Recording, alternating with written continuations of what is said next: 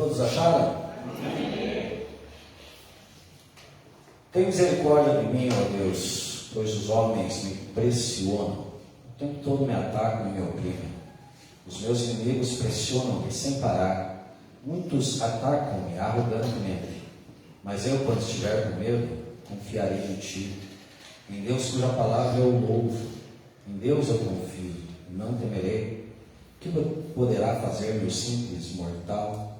O tempo todo eles distorcem as minhas palavras. Estão sempre tramando prejudicar-me. Conspiram, ficam à espreita, vigiam os meus passos, na esperança de tirar minha vida. Deixarás escapar essa gente tão perversa? Na tua ira, ó Deus, derruba as nações. Registra tu mesmo o meu lamento. Recolhe as minhas lágrimas em teu ódio. Acaso não estão anotadas em teu livro? Os meus inimigos retrocederão quando eu clamar por socorro. Com isso saberei que Deus está a meu favor. Confio em Deus cuja palavra louvo, no Senhor cuja palavra louvo. Em Deus eu confio e não temerei. O que poderá fazer-me o homem? Cumprirei os votos que te fiz, ó Deus. A Ti apresentarei minhas ofertas de gratidão, pois me livraste da morte e os meus pés de tropeçarem, para que eu ande diante de Deus na luz que ilumina os vivos. Amém, igreja? Ainda em pé, vamos estar fazendo mais uma oração para que o Senhor fale aos nossos corações, no nome de Jesus, no nome do Amém. Vamos fazer essa oração aqui para nós, para que o Senhor fale conosco, fale com a sua igreja, no nome de Jesus. No nome do Amém vai estar orando. Vamos orar. Querido Deus de maravilha, Deus bendito, Deus todo-poderoso, Criador do céu e da terra, venha abençoar, Senhor, essa rica palavra, Deus de graça, Deus de maravilha. Abençoa o teu povo nesta noite. Venha derramar a tua glória e do teu poder, Senhor Jesus Cristo poderoso. Opera a maravilha e usa teu servo com poder e com graça e com sabedoria do céu. Amém e amém, Jesus. Amém. Pode sentar.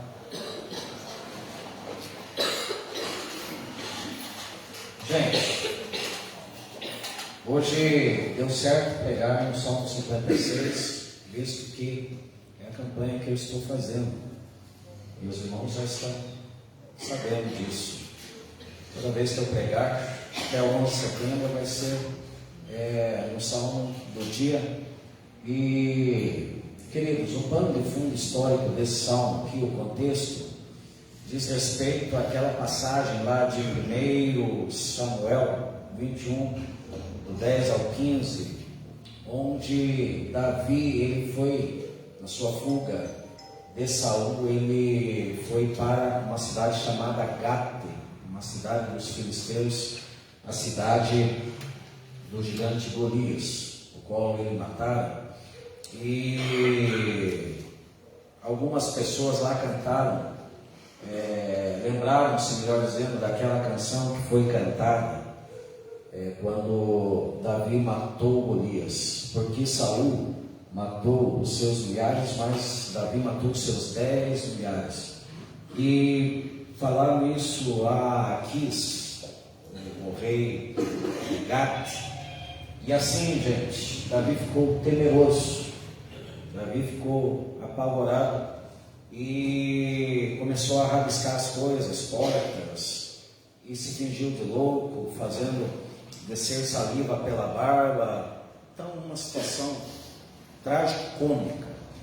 E esse é o contexto deste salmo.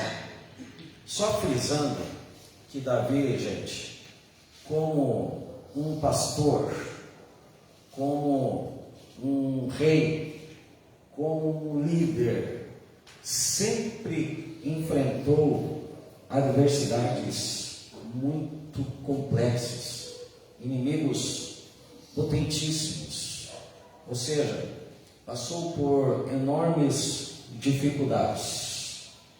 Só para listar alguns inimigos que Davi enfrentou em toda a sua jornada. Quando ele ainda era pastor, matou urso e leão em favor das suas ovelhas. Teve que vencer o seu irmão na carne, Eliabe, aquele que lhe afrontou com palavras de humilhação, palavras terríveis, porque Eliabe, gente, ele não foi o escolhido de Deus. Até o profeta Samuel achou que ele estava diante do ungido do Senhor, Eliabe, mas não estava.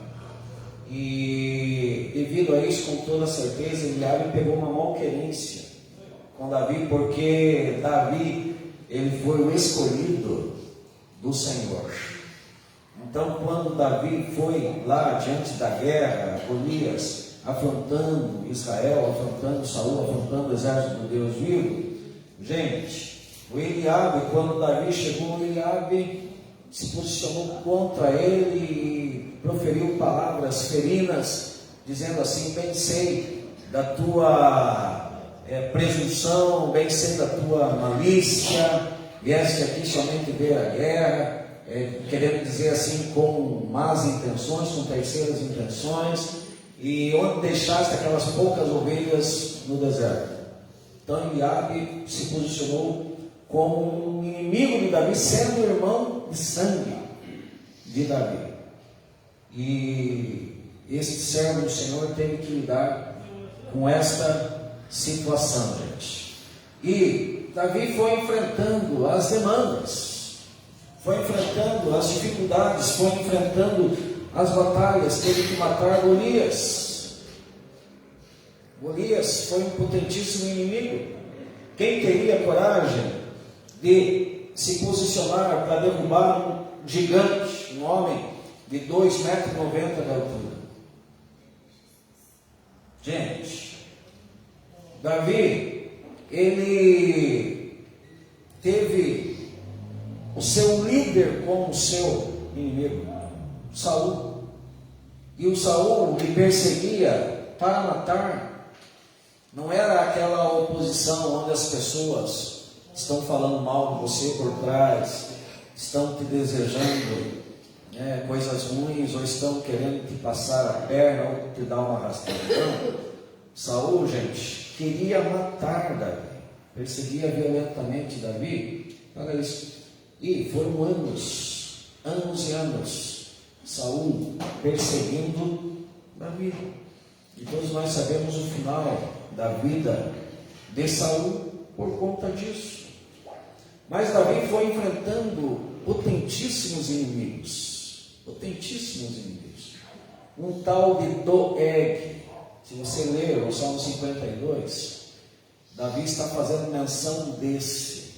Um homem traíra, um homem soberbo, um homem arrogante, um edomita, da família de Edom. Quem foi Edom?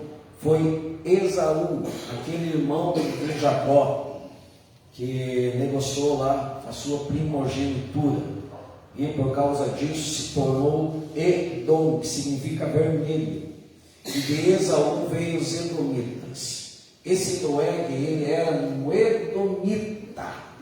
E gente, quando ele percebeu que Davi estava em Nob, porque na sua fuga de Saul, Davi, em primeiro lugar, ele foi para Nob. E o Doeg viu que Davi estava em Nob, e ele foi entregar Davi para o Saul. Foi entregar. E depois Davi fugiu para Gate, onde chegou lá na terra dos filisteus. E o Saul, irado, ele quis prestação de contas da parte dos sacerdotes, querendo satisfação em relação ao posicionamento de Davi, ou seja, onde Davi estava. E os sacerdotes não relataram, ele ficou doido com tudo isso e pediu para que os sacerdotes fossem mortos. E quem se posicionou para matar os sacerdotes? O camarada chamado Doeg. O Doeg matou 85 sacerdotes do Senhor. Mas isso foi cobrado com certeza de Saul, que foi o mandante do crime. E Davi, gente, no meio desse enrosco, Davi enfrentou os efeitos que também era aquela gente contrária, aquela gente que usava sua boca para o mal, aquela gente posicionada do lado de Saul, no sentido da morte de Davi. Gente do céu, não foi fácil a coisa para Davi. Mas o pior mesmo, seu próprio filho se levantou contra ele. Seu próprio filho, por conta de uma vingança. E gente, que coisa medonha, que coisa triste. Aquilo que Davi fez às escondidas, ele tinha recebido uma palavra que o seu próprio filho faria às claras. E Absalão se deitava com as suas concubinas à luz do dia, para que todo mundo visse e Davi fosse ridicularizado. Olha que coisa medonha o que esse homem de Deus teve que passar na sua vida, gente. O seu próprio filho se opondo e o pior, morrendo por causa disso. Morrendo. Mas talvez vocês conheçam aqui a história de um tal de Simei. Quando Davi estava indo para uma cidade chamada Manaim, ele passou por Bauri. E nessa cidade havia lá um camarada chamado Simei. E quando esse Simei percebeu que era Davi, ele começou a jogar pedras em Davi, e jogar terra ou areia em Davi, e amaldiçoar Davi, porque Davi tinha prejudicado a casa de Saul. E esse Simei, ali amaldiçoando, jogando pedras, até alguém se posicionou: deixa que eu mato ele. E Davi não permitiu, porque declarou que talvez fosse o Senhor tratando com ele por conta dos seus pecados. Só que depois ele deu uma recomendação para o seu filho Salomão. 1 Reis, capítulo 2. Simei, aquele tal, dá uma tratadinha com ele lá. Não deixa rastro nele. E Davi foi tratando, amados, com cada inimigo segundo Deus, segundo o seu coração voltado a Deus. Mas até o final dos seus dias, amados, ele passou por inúmeras dificuldades como um homem de Deus, como um pastor de Israel, como um homem escolhido por Deus. E Davi foi um escolhido especial, o homem segundo o coração de Deus.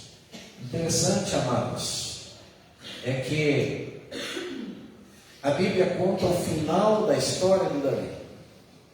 1 Crônicas 29, 28 diz que Davi morreu velho, cheio de dias, riquezas e glória. Eu fico assim muito feliz quando eu vejo que uma pessoa foi para a eternidade e deixou um bom legado, embora não tenha tido uma vida perfeita. Eu admiro pastores que conseguem se jubilar depois de toda a demanda de um ministério. Porque, amados, eu quero dizer para vocês, muitas pessoas têm uma concepção do pastorado e acham que vida de pastor é vida mole, é vida fácil. É um equívoco. Tem pessoas que até tentam ingressar no ministério com aquela concepção: não, agora vai ser moleza, agora eu vou ficar de boa, agora a minha missão é orar um pouco, ler a Bíblia, ler livros, ficar em casa assistindo televisão, fazer uma visita de vez em quando, porque ninguém está vendo o que o pastor está fazendo, não é verdade? Só vem quando o pastor está no culto. Mas eu quero dizer uma grande verdade para você, gente: o pastorado é um ministério maravilhoso, sublime. É um privilégio ser escolhido de Deus. Não é verdade, pastor Laura? É um privilégio. Mas eu quero dizer para vocês que não é fácil. É árduo. E só quem é pastor sabe o preço que paga para desempenhar o ministério, gente. Só um pastor sabe. Então, quando eu vejo um pastor que teve uma vida toda voltada à igreja, ao reino de Deus, dedicado às ovelhas, dedicado à igreja, se jubilou e morreu em Cristo, sem se desviar, sinceramente, gente, eu admiro e eu tiro o chapéu para esses, porque o embate é muito grande. A luta é muito árdua, é uma luta travada com Satanás. Vocês acham que o inimigo, ele não se incomoda da palavra que está sendo pregada? E de vidas estarem ouvindo uma palavra que pode conduzir ao céu, pode levar as pessoas à libertação de tantas coisas, a libertação do mundo, a libertação dos vícios, a libertação das imoralidades. Vocês acham que o inimigo, ele se satisfaz, queridos, quando alguém, tem uma missão de trazer uma verdade que vai totalmente em oposição àquilo que o secularismo prega, aquela libertinagem que o secularismo prega? Porque, amados, nós que servimos a Deus, nós temos plena convicção que somente em Cristo nós somos livres. No entanto, o próprio Cristo declarou: se o Filho do homem, se o Filho de Deus vos libertar, verdadeiramente sereis livres. Quem glorifica o Senhor pela libertação que vem do trono da graça? Somente em Deus nós temos uma liberdade. Uma pessoa que muitas vezes está lá no fundo de um bar, gente, com uma rodada de bebida, ela pensa: os crentes são caretas, os crentes são presos, os crentes não têm vida livre. Eu sou livre, porque eu faço o que eu quiser. Eu chego em casa a hora que eu quiser, eu bebo o que eu quiser, eu uso o que eu quiser, eu rejo a minha vida, eu comando o meu coração. Tem muita gente que pensa assim, mas é um ledo engano. Porque eu quero dizer uma coisa para vocês, amados: eu já fui viciado. Dos 14 aos 24, foram 10 anos. Onde eu quase me afundei.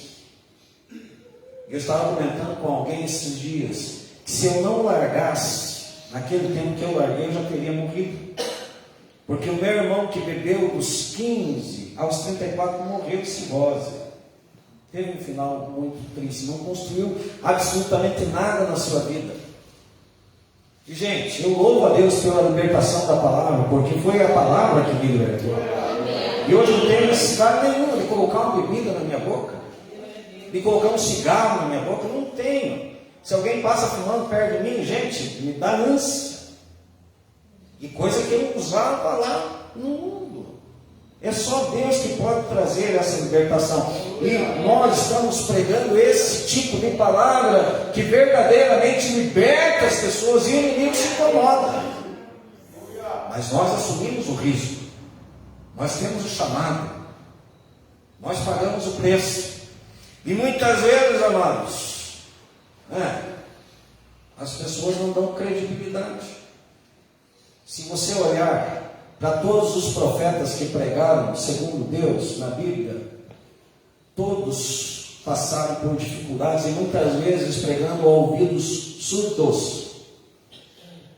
Olha o que o profeta Jeremias sofreu, queridos. pregando a ouvidos surdos. Mas o que ele fazia? Ele pregava a palavra de Deus.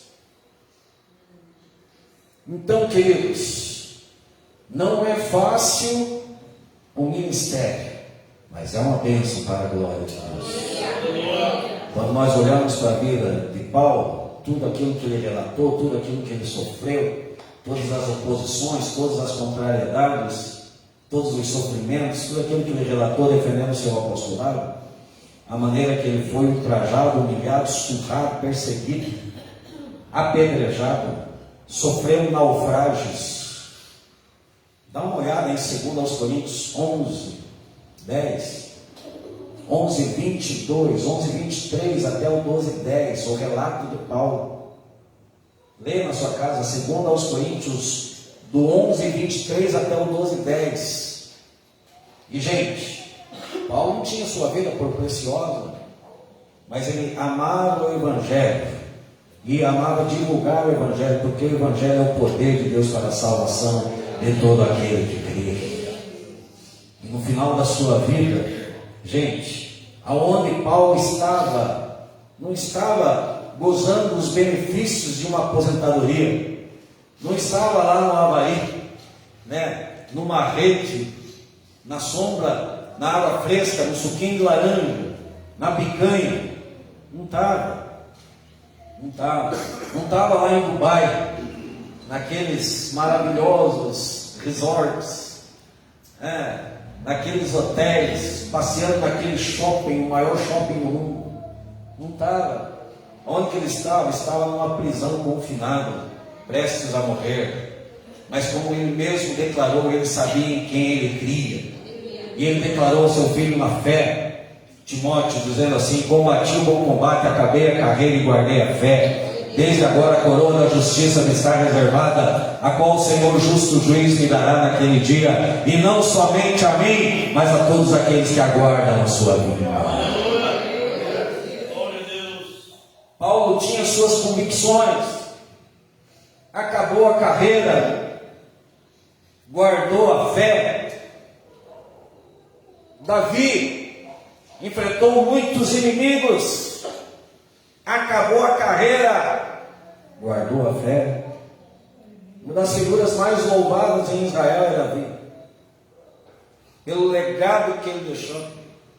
Dos 3 reis que reinaram 40 anos, quem fez a diferença?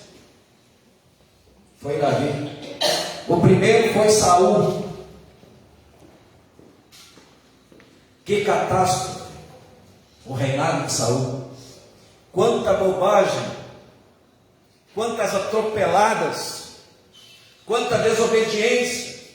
Achou que sacrifício era melhor do que obedecer. Na verdade, obedecer é melhor do que sacrificar, disse Samuel. 40 anos reinou. Quantas trapalhadas de Saul. No entanto, Deus o rejeitou. Salomão reinou 40 anos. No começo, sucesso. Mas prestem atenção naquilo que eu estou falando. O sucesso pode ser perigoso. E, gente, prosperou uma sabedoria fora do comum, incomparável, até que se envolveu com 1000 mulheres. 1000 mulheres. Vem cá, ouçam o que eu vou dizer para vocês. Chegue mais perto aqui. Uma mulher só já é grande o mistério.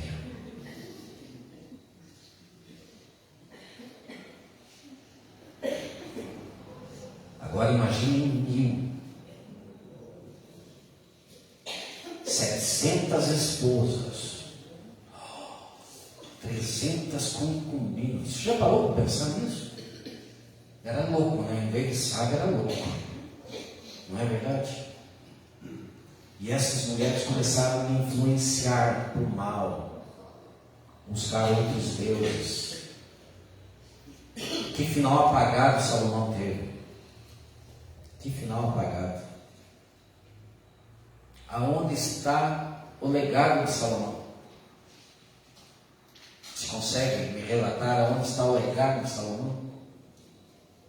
No final apagado. Porque, gente, ele idolatrou, se prostrou diante de ídolos, buscou outros deuses, influenciado por algumas mulheres, o poder da influência. Uma mulher, gente, tem um grande poder de influência, né? A mulher tem muito mais poder de influência que o homem. Estou certo ou estou errado?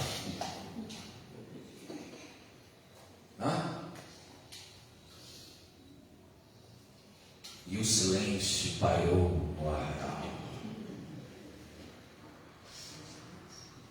Gente, algumas mulheres influenciaram por mal. Porque as santas que estão aqui em nosso meio, onde estão as santas de Deus aqui que podem levantar a mão e glorificar o Senhor? Só um povo de santo. Quem é santo aqui glorifica o Senhor? Mulheres de Deus, levante suas mãos e glorifiquem o Senhor. Vou teimar. Mulheres de Deus, levantem suas mãos e glorifiquem o Senhor. As santas mulheres de Deus devem influenciar por bem, não é verdade? São mulheres sábias, são mulheres que, ao contrário das tolas, edificam suas casas. Interessante é que Provérbios 14 diz que não é o homem que edifica a sua casa, é a mulher. A mulher sábia edifica a sua casa, mas qual que é a sequência? Porém a tola a destrói com suas próprias mãos. Por isso as mulheres de Deus devem buscar o quê? A tolice ou a sabedoria? As mulheres de Deus que aqui estão devem buscar a tolice ou a sabedoria? A sabedoria está à disposição na palavra de Deus. A sabedoria está à disposição. Salomão buscou sabedoria. No primeiro momento da sua vida teve uma sabedoria maravilhosa, mas depois foi sendo influenciado até que chegou, num momento ruim, e o seu final foi apagado. Mas Davi, gente, 1 Crônicas 29, 28 diz que Davi morreu velho, cheio de dias, riquezas e glória.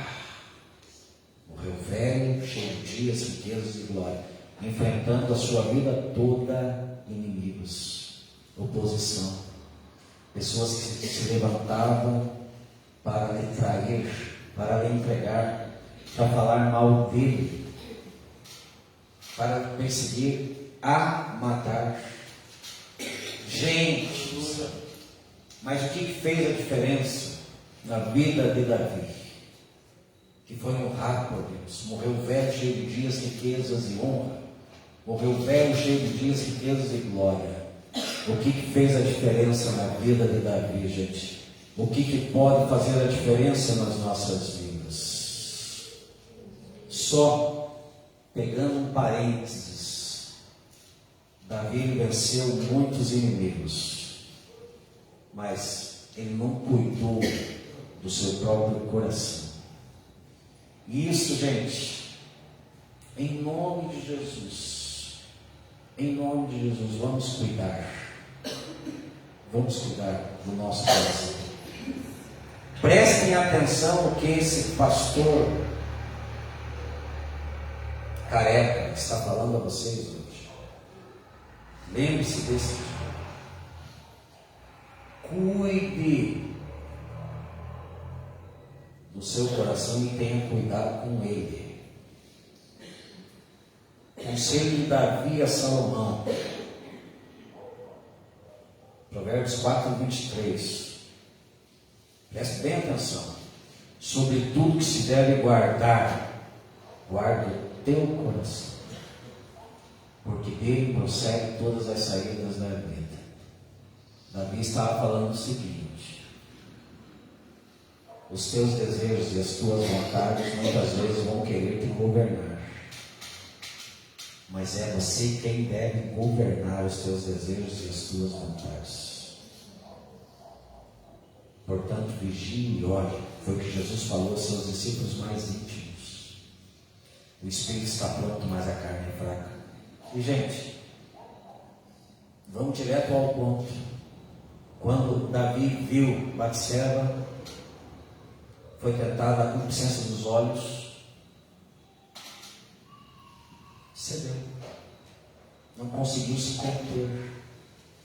Mandou chamar Batseba, sabendo que ela era uma mulher casada, sabendo, teve informação. Quem é aquela mulher lá? Está se banhando. Ah, é a esposa de Urias. É a esposa de Urias, não chamar a minha presença.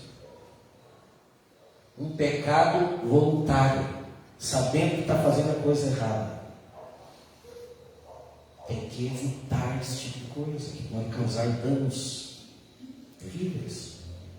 Foi o que aconteceu com ela. Olha, tudo que eu relatei em relação a inimigos de Davi. Vencidos. Mas em relação ao seu coração, olhou, não se conteve, não teve domínio próprio, o demônio próprio se apoderou. O demônio se apoderou. Chama ela, Davi, você vai ver. Vem. Para satisfazer o quê? Ciência da carne. Na hora. Que azar a mulher engravidou. E aí? Como que se resolve esse tipo de coisa? Já parou para pensar que na tua vida você tem que meditar, você não ser pensante. E antes de fazer bobagem, você tem que pensar muito, muito, muito. Não se arrisque. Não se arrisque. Davi se arriscou e pagou o preço muito alto. Ainda bem que ele tinha um recurso, o arrependimento. O arrependimento. E o arrependimento precisa falar alto no coração de muita gente. Porque, amados, todos nós falhamos em muitas áreas. Todos nós. Todos nós. E precisamos cuidar do nosso coração. Mas o que fez a diferença na vida de Davi, como homem de Deus, como pastor, como rei, como líder, a sua confiança em Deus. Se você confia em Deus, louve a Ele por isso. Se você confia em Deus, se você se posiciona diante de Deus e sabe em quem você está crendo, comece a glorificar muito mais a Ele. Porque bem-aventurados são aqueles que confiam no Senhor. Em vários versos desse salmo, Davi relatou: eu confio. Confiar tem como base a fé e a esperança. A fé e a esperança. Eu não confio, eu não me estribo nas minhas próprias competências. Vocês acham que é fácil falar, na frente de um povo que está ávido por receber algo de Deus?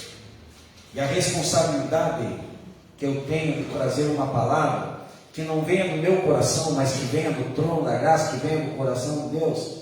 Gente, eu temo e tremo diante disso, mas eu sei em quem eu tenho crido, e eu confio que aquilo que é falado aqui é segundo o coração de Deus, não segundo o coração do homem. E oxalá que essa palavra faça nós confiarmos mais ainda, e que venhamos nos fortalecermos na presença do Senhor, porque é a presença de Deus que faz toda a diferença nas nossas vidas. Tem feito até agora, tem feito a diferença nas nossas vidas hoje. Eu tenho certeza que fará a diferença nas nossas vidas amanhã. E quem tem fé para esperar e crer que Deus está na frente da tua vida, está no controle da tua vida, porque você confia. Quem tem enfrentado dificuldades aqui? Levante a mão. Quem tem enfrentado dificuldades? Quanta gente. Mas eu tenho certeza que você espera que Deus vá resolver as situações que você está enfrentando. E isso é confiança. Eu confio. Eu confio da parte de Deus. Eu confio que eu não posso dar um passo à frente se não for pela vontade de Deus. Eu confio que quem governa o meu coração e faz ele bater para me dar vida e ar e vida, é Deus. Davi confiava em Deus, e isso fez toda a diferença nessa vida. Em segundo lugar, Davi, ele estava fundamentado na palavra de Deus. Na palavra de Deus. Por várias vezes, por 3 vezes ele citou no salmo: a tua palavra, a qual eu louvo. A tua palavra, a qual eu louvo. A tua palavra, a qual eu louvo. Quem louva ao Senhor pela sua palavra?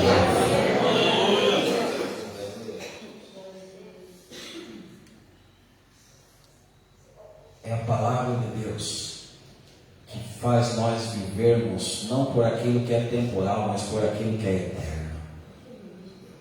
Alguém aqui assistiu aquele filme de Apóstolo Paulo, um filme mais recente? Quem assistiu? Pouquíssimas pessoas. Vocês não sabem o filme que vocês estão perdendo. E está lá na Amazon, né, Vinícius? Na Netflix. Procura lá. Vai na Amazon, vai na Netflix. Gente, que filme. Que filme. Aquele apóstolo Paulo bem careca e barbudão. Queridos, tem um momento que ele está conversando com um oficial romano. E ele pergunta assim para o oficial: você já navegou? E o oficial falou assim: sim, já naveguei. Quando você está navegando, você coloca as suas mãos e traz um pouco de água. E você percebe que aquela água começa a escorrer pelos teus dedos. E logo se esvai.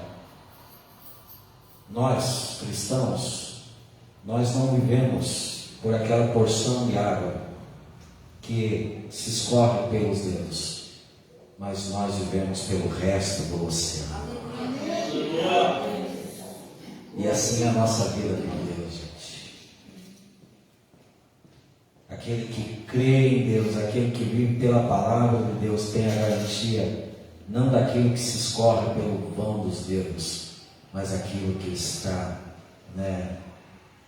em todo o contexto, toda a eternidade que o Senhor tem para o seu povo, todos os benefícios de uma vida voltada ao Senhor, com devoção à sua palavra. É pela palavra que nós vamos vencer todas as demandas desta vida. É pela palavra que nós vamos vencer tudo aquilo que se levanta contra nós.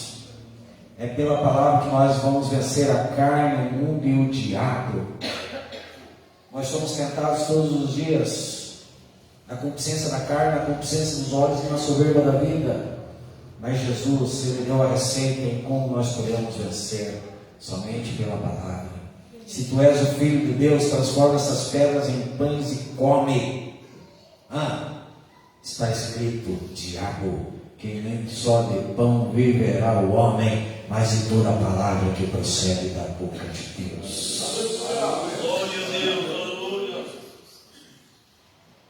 O salmista, no Salmo 119, 11, ele declarou: escondi a tua palavra no meu coração para não pecar contra ti, Senhor.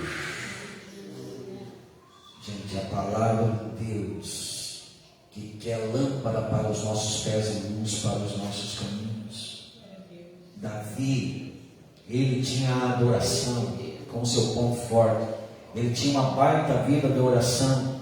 Se você começar a fazer uma campanha igual eu estou fazendo, e acompanhar os salmos de Davi, gente, ele tinha a adoração, ele tinha a oração, e ele estava fundamentado na palavra de Deus. A tua palavra, a qual eu louvo. Você tem o costume, o hábito de ler a tua Bíblia todos os dias? Você tem esse hábito? Tem muitas pessoas que ficam muito mais tempo na frente do Facebook, na frente do WhatsApp, na frente do Instagram, ao invés de ter um tempo com Deus.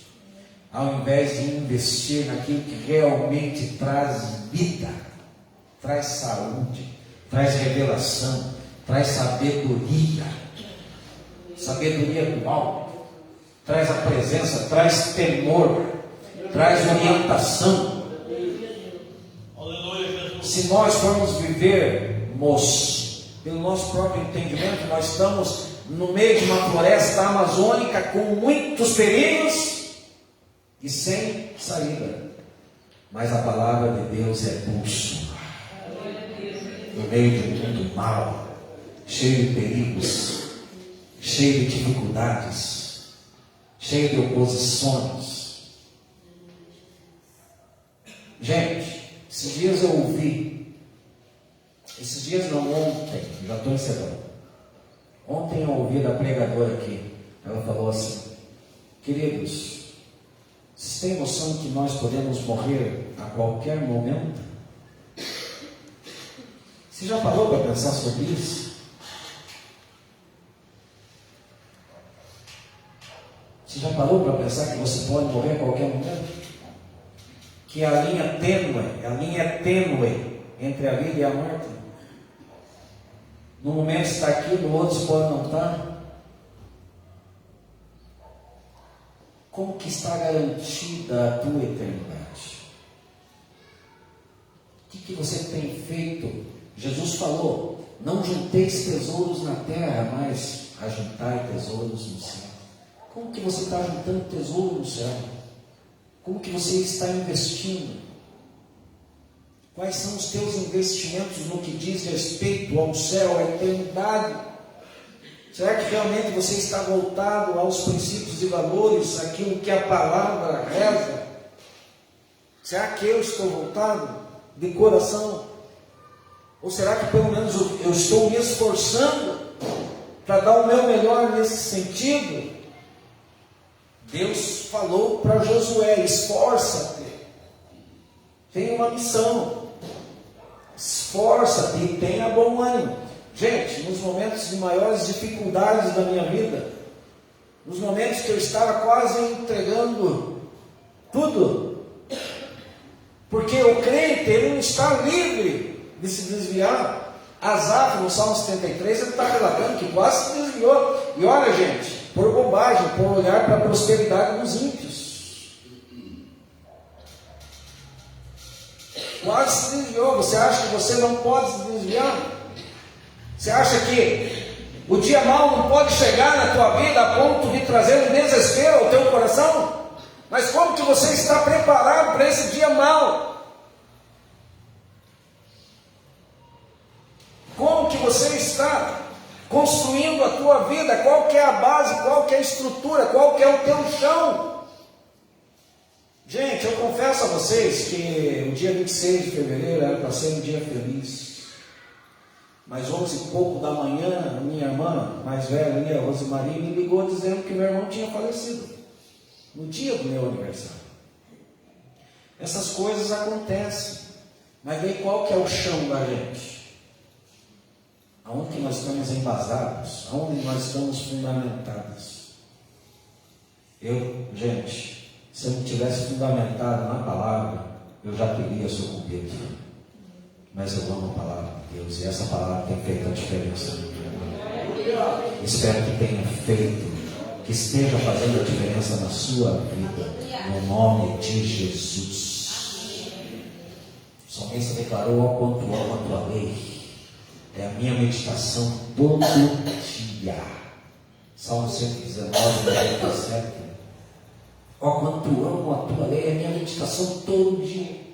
Que tal fazer um propósito? Não vou mais ver Facebook, ficar lendo lá, ficar rindo lá com a amostragem. Eu gosto é assim. Ficar rindo lá das bobagens do Facebook, que um baita recurso para você, as respostas de Deus para você ao teu alcance. Quem ama a palavra de Deus? A maioria glorifica, mas eu vou perguntar: quem lê todo dia a palavra? Não precisa levantar. Não precisa levantar. Deus sabe. Deus sabe qual que é o teu propósito. Qual é o teu coração em relação a isso? Davi louvava a palavra de Deus. E diante de todas as ações, arbitrariedades, demandas da vida, ele morreu velho, cheio de dias, riquezas e glória. Porque ele sabia em quem ele cria. Ele confiava em Deus. Ele depositava sua esperança em Deus. Ele estava fundamentado pela palavra de Deus. Encerrando essa palavra, pode se colocar em pé, para dar a impressão que está encerrando. Gente, o apóstolo Paulo, eu estava ministrando Timóteo, que era um jovem pastor. Só você ler 2 Timóteo 3. E Timóteo estava passando por dificuldades, uma igreja difícil, muita idolatria em Éfeso, um povo muito voltado a Diana dos Efésios, uma igreja complexa para se pastorear. Timóteo enfrentando a oposição de falsos mestres. Aí Paulo vai para ele e começa a aconselhá-lo. E gente, Timóteo tinha algumas limitações, era enfermo, era jovem, muitas vezes desprezado, era tímido.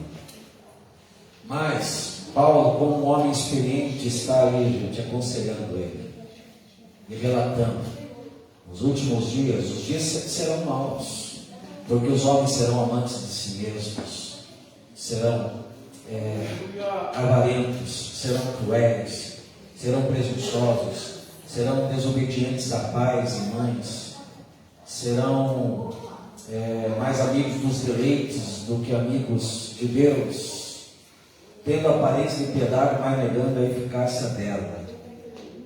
Paulo recomendou o seu filho na fé, dizendo assim: destes afasta-te, tenha um posicionamento. Aí Paulo ele usa exemplos lá do Egito, quando Janes e Jambres, aqueles que jogaram a sua vara, também diante de Moisés, diante de Arão, diante de Faraó. Arão já tinha jogado sua vara tinha se transformado em serpente. Aí entraram Janes e Jambres, aqueles dois magos do Egito, jogaram a sua vara também se transformou em serpente, só que a vara de Moisés comeu a vara de Janes e Jambres. E Paulo relata esses Janes e Jambres em 2 Timóteo como aqueles que se opõem à verdade. Aqueles que se opõem à verdade. Uma pessoa que é desobediente à palavra de Deus está se opondo à verdade. Espírito de Janes e Jambres. Só que Paulo falou assim: não irão avante, porque a sua tolice será manifestada. Eles são enganadores, sendo enganados, ou estão sendo enganados e consequentemente se tornam enganadores, mas irão de mal a pior, não irão avante, porque a sua loucura, o seu desvario ficará patente aos olhos de todos. Mas tu, daí Paulo conclui dizendo para Timóteo: mas tu permanece no que você aprendeu nas Sagradas Escrituras, o qual você aprendeu desde a sua meninice. E gente, olha que exemplo maravilhoso para nós. Timóteo foi bem-aventurado, teve dificuldades também, mas ele tinha como base a palavra de Deus. E quem ensinou a palavra de Deus para Timóteo? A sua avó Lóida e a sua mãe Eunice. Ou seja, muitas crianças podem estar aqui numa escola bíblica dominical, mas como que nós amamos? Eu amo o meu filho, mas o que nós queremos para os nossos filhos? Será que nós estamos realmente preocupados em ensinar-lhes a palavra? E Paulo recomenda no final de 2 Timóteo 3 a palavra, e emenda no capítulo 4 de 2 Timóteo: portanto, Timóteo, pregue a palavra, insta a tempo e fora de tempo, cumpre o desígnio que Deus tem para você, um chamado de evangelista. É pela palavra de Deus que nós vamos vencer todas as demandas da vida. E essa palavra precisa ser divulgada. Seja um amante da palavra de Deus e seja um divulgador da palavra de Deus. Divulgue, ensine os teus filhos. Ensine a lei de Deus para os teus filhos. Invista nos teus filhos. Traga os teus filhos numa escola bíblica dominical. Venha numa escola bíblica dominical aprender de palavra. Quero dizer uma coisa franca para vocês como pastor. As pessoas que mais dão problemas numa igreja são aquelas pessoas que não sentam para aprender numa escola bíblica dominical. Não sentam, para captar aquilo que vem do trono de Deus com revelação e com palavra, gente. As pessoas, que mais fazem oposição são aquelas que dizem: eu não gosto de escola bíblica. Você já ouviu alguém declarar assim? Eu já pastorei uma pessoa que ela dizia assim: eu já sei tudo de Bíblia, eu não preciso ir numa escola bíblica. Eu não preciso. Gente, todos nós estamos e podemos aprender todos os dias. E se nós tivermos tempo, vamos investir o nosso tempo na palavra de Deus.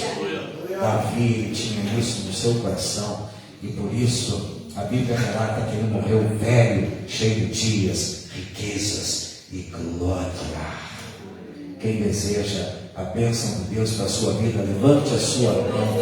Volte-se à palavra de Deus. Ame a palavra de Deus. Os dias são maus, mas a palavra de Deus dá garantia de eternidade para nós. Feche os olhos.